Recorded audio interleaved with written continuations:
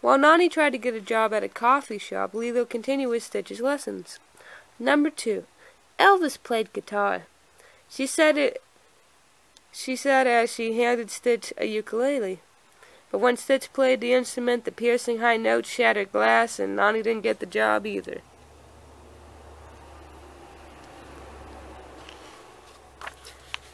Finally, Nani tried to get a job as a lifeguard. Lilo prepared Stitch for his last lesson. Stitch began to play his ukulele. Tourists began to crowd around him to take pictures, but their camera flashes upset Stitch, who caused a commotion. Nani once again did not get the job.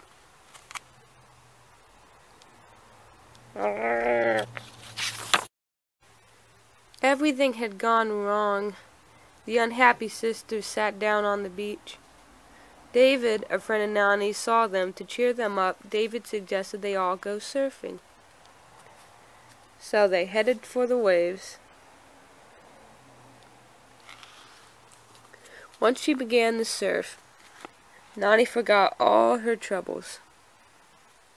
Stitch clapped his paws, and David and Lilo laughed as they enjoyed the waves. For a little while, everyone was happy. A lot like life. Oh. But as Nani, Lilo, and Stitch rode a large wave, Jumba sneaked up behind them and grabbed Stitch and pulled him under the water. Desperate, Stitch grabbed Lilo and began dragging her down.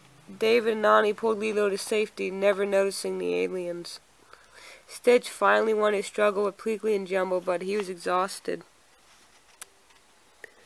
Luckily, David went back and rescued Stitch. Back on the beach, Nani frantically checked to make sure Lilo was okay. Nani looked up to see Cobra Bubbles watching. He had seen the whole thing.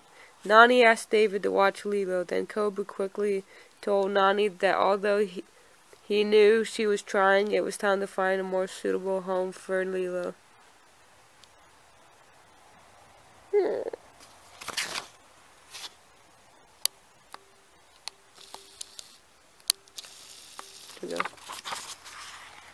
That night, Lilo studied her family photo.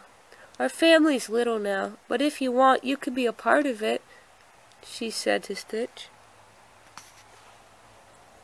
Stitch wanted to belong, but he knew he had already caused too much trouble. While Lilo watched, Stitch took the ugly duckling book and climbed out the window and into the night. Stitch walked into the forest. He opened the storybook to the pages that Lilo had shown him, just like the ugly duckling. Stitch felt alone. "I'm lost," he cried. The next morning, a very unhappy Grand Councilwoman fired Pleakley and Jumba, but Jumba was pleased. Now he could capture Stitch his way.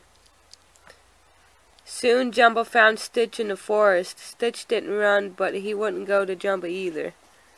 "Waiting," Stitch told Jumba. "For what?" Jumba asked impatiently. "Family," replied Stitch. "You're built to destroy. You can never belong," Jumba said. Stitch dropped the book and ran. Meanwhile, Lilo joined Nani in the kitchen for breakfast. "Stitch left," Lilo murmured sadly. Nani comforted Lilo. Now it would be harder to tell Lilo that they would be living apart. But suddenly David burst in saying, "I think I found you a job." This was Nani's last chance to keep Lilo. She rushed out with David, telling Lilo to stay inside, not to leave anyone in. Not to let anyone in. Yeah, that's what I meant. At the same time, Stitch was racing to Lilo's house, with Jumba following close behind.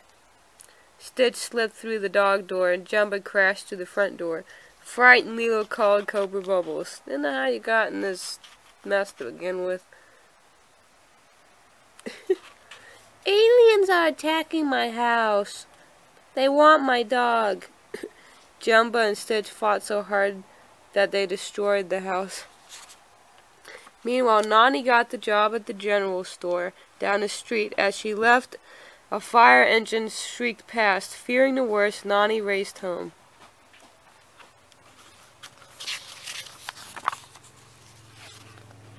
Cobra Bubbles was already there. Lilo was in his car, and Nani begged Cobra not to take Lilo from her. Cobra just pointed to the ruined house and shook his head. Lilo watched as the two argued. Then she slipped out the car into the forest, and Stitch followed her.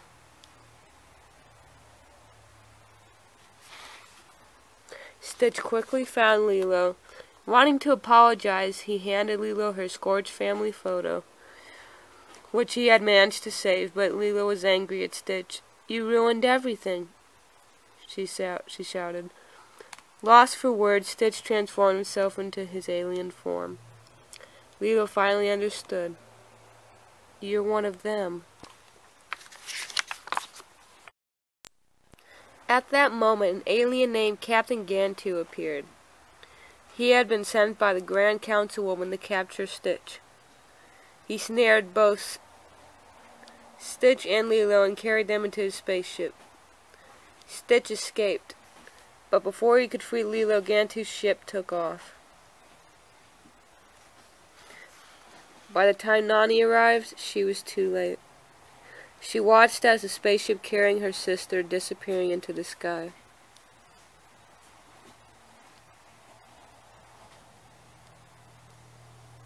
Oh.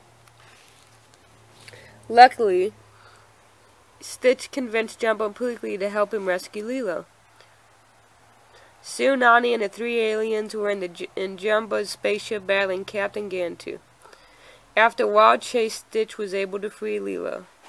Jumbo landed his spaceship on the waves behind David, who was surfing. David gave them all a ride to shore on a surfboard, though it took a few trips. Now you know they didn't get Gantu on a surfboard. You know that. That's fake. Just saying.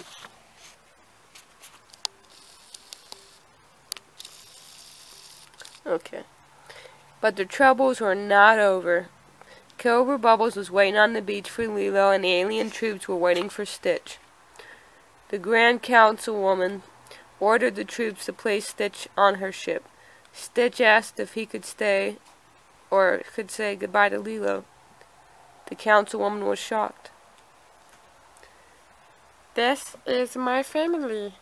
I found it all on my own. It's little and broken, but it's still good. Yeah, still good." Then Lilo showed Stitch adoption papers to the Grand Councilwoman. A stickler for rules, she agreed to let Stitch stay on Earth with Lilo, and Cobra decided Lilo could stay with Nani.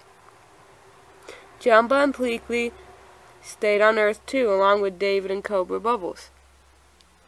They became part of Lilo's new family, where nobody gets left behind. The end of this read-along of mine. Anything on the back? Oh, besides my name.